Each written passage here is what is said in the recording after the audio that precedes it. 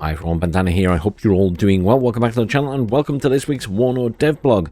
As I mentioned a little while ago, if anyone was paying attention, I was thinking about a way to change up how I do these videos because as it stands, it's mostly about the audio obviously, so people can listen to it in the car, and less about the visuals, but I spent an awful long time making the audio, editing the audio, and then editing a video as well.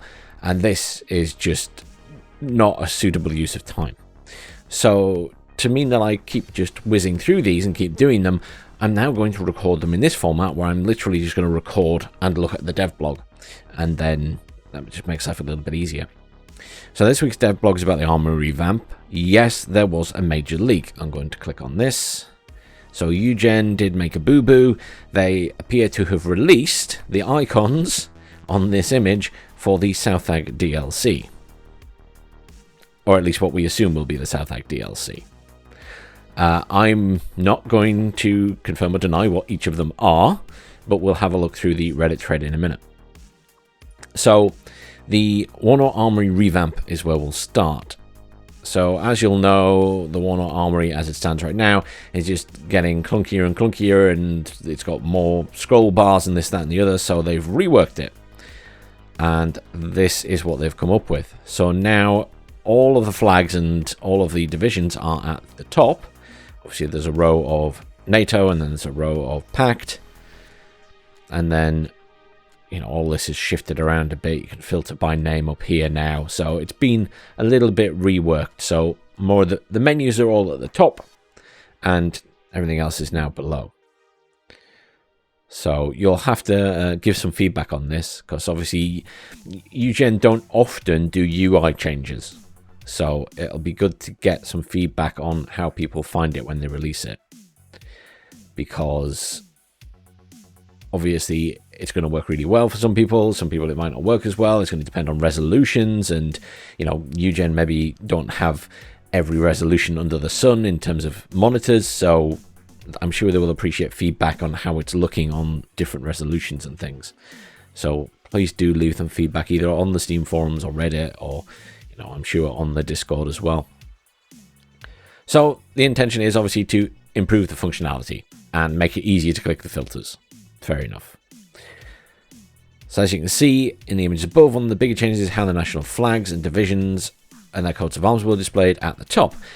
Now viewable without having to scroll, making it easier to select or filter between divisions. As I mentioned, so pretty straightforward. A nice change in that sense. So battle groups category tabs have been moved up as well. They're now displayed on horizontal bar. This shifts up the unit cards to the left, and then it gives more space to display the selected unit and give you more opportunity to scrutinize it heavily. The selected unit number in the category is also more clearly displayed.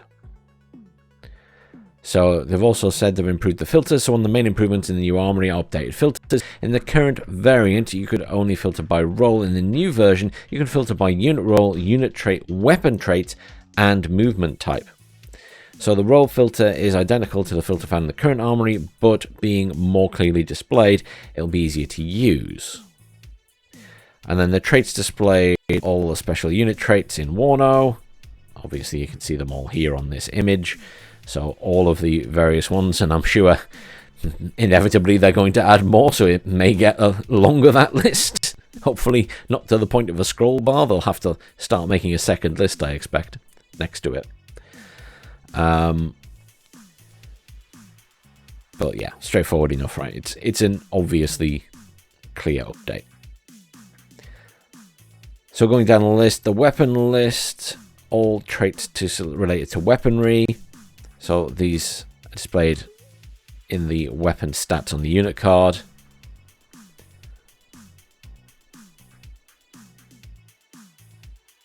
I'm a little bit confused.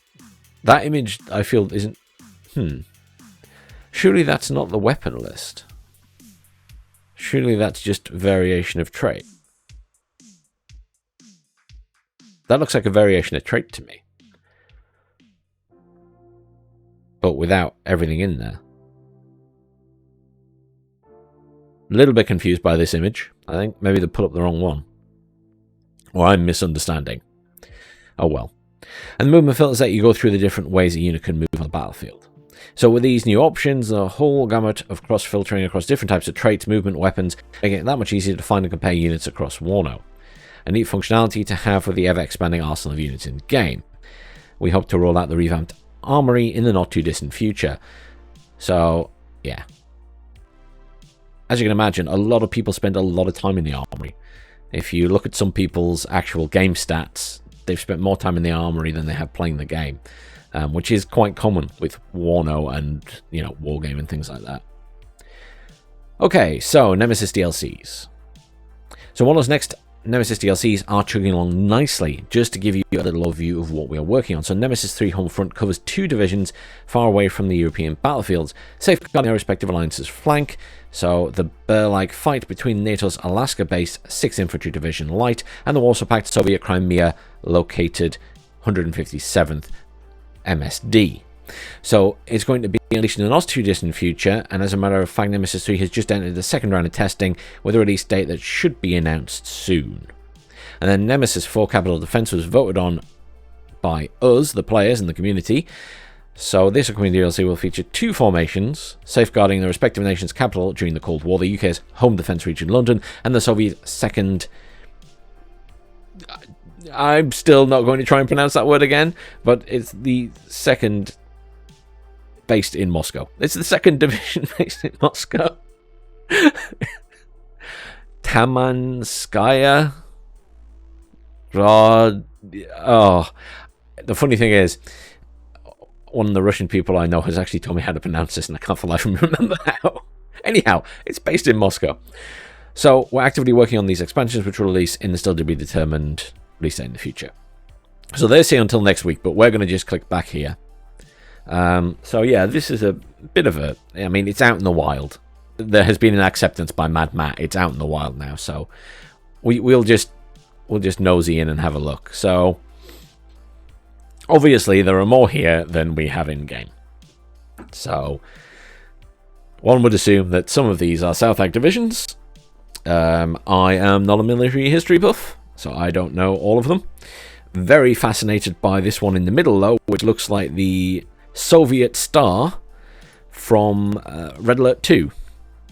CNC crossover? I doubt it somehow, but I believe that's the one that's currently selected. And you can see the search for an SU-15 and then an M48 in it. So I don't know what... if that's the one that's really selected, or it's just like a placeholder, or what. I'm not sure. It could just be to symbolize that Soviet, and then they're going to put a NATO flag up here to show that NATO's the top row, and so I really don't know. Lots of question marks on what exactly that is. We might never find out. I assume that's something internal, but let's have a quick look through the thread, because obviously there's been a few comments and things. Kaiser here, shout out to Kaiser, has had a quick look, and he thinks the 1st Lufthansa Division is in there, the 6th French Light Division, Division du Rhin, the 1st Canadian Mechanized, the 1st Spanish Armored, 3 Czech divisions, the Soviet 31st Tank Division, and the 17th Guards. The others he can't quite make out. Has anyone else had any suggestions?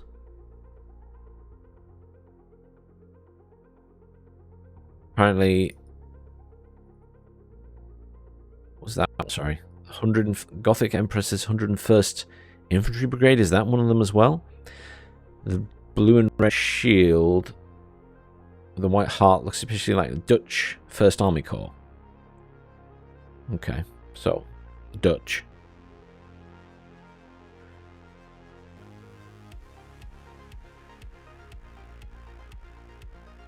I was just trying to see if there's any mention, anyone confirming or changing their mind about that, but I can't see anything in there. I don't think anyone said anything inappropriate, but it's people are very quick and obviously know a lot about this stuff, so credit to Kaiser for getting a list done straight away. Those 3 Czech divisions might be the 1st and 4th Tank Division, or army-sized units since Czechoslovakia had at least 15 divisions and 3 armies divided into 2 military districts.